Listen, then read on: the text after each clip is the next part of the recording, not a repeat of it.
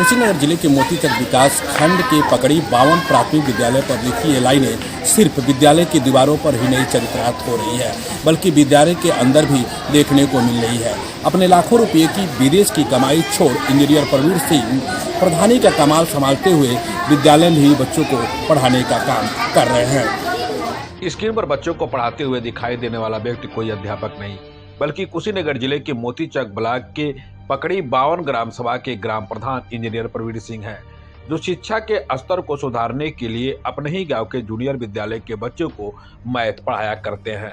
आपको बता दें कि इंजीनियर प्रवीण सिंह शिक्षा के स्तर को सुधारने के लिए विदेश की लाखों रुपए की नौकरी छोड़कर वापस घर आए। गांव वालों ने उनकी योग्यता देखते हुए अच्छे मतों से प्रधानी का चुनाव जीताकर पकड़ी 52 ग्राम सभा का ग्राम प्रधान बना दिया। Engineer Praveen Singh Bedupar intermediate college में आर्मी के बच्चों की तैयारी भी कराते हैं। प्राथमिक विद्यालय के अध्यापकों की तमाम कामों में ड्यूटी लग जाने के कारण प्राथमिक विद्यालय में पढ़ने वाले बच्चों का पठन पाठन सही तरीके से नहीं हो पा रहा था। कभी कभी तो विद्यालय में एक भी टीचर नहीं आते। उस समय इंजीनियर प्रवीण सिंह विद्यालय के बच्चों को पढ़ाना शुरू किए और वो दिनचर्या आज भी चली आ रही है।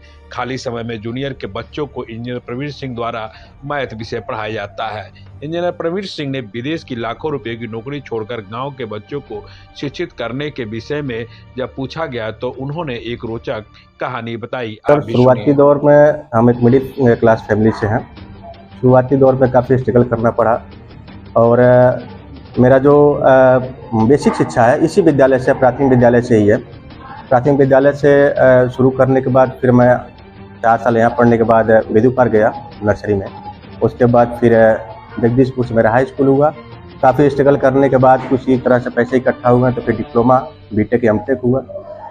पढ़ाई के दौरान सर काफ़ी समस्याएं हुई और जब मैं फिर से यहाँ गांव आया मैंने सोचा कि जो समस्या मुझे झेलनी पड़ी, जो दिक्कतें मुझे हुई पढ़ाई के दौरान, वो दिक्कतें मेरे ग्राम सभा के बच्चों को ना हो।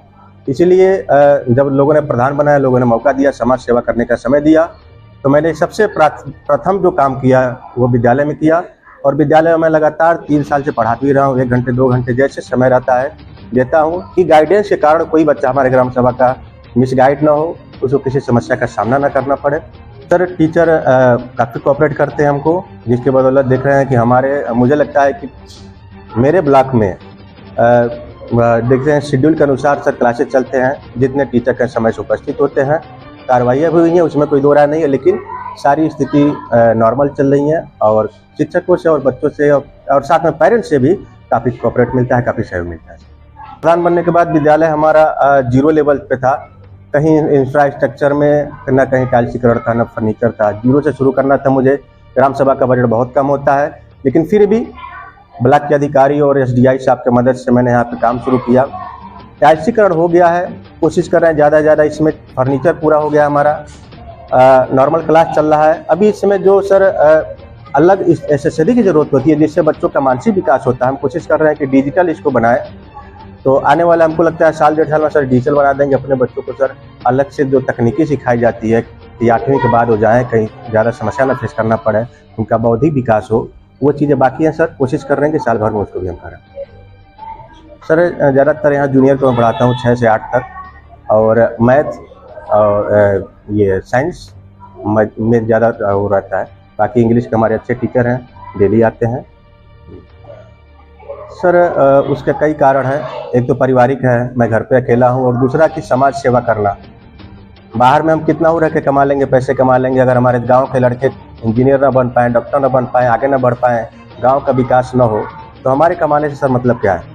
इसलिए सर ग्राम सभा में मैं ज़्यादा शिक्षा पे इसलिए जोर देता हूँ कि हमारे ग्राम सभा के बच्चे भी इंजीनियर बने, डॉक्टर बने, IAS PCS बने।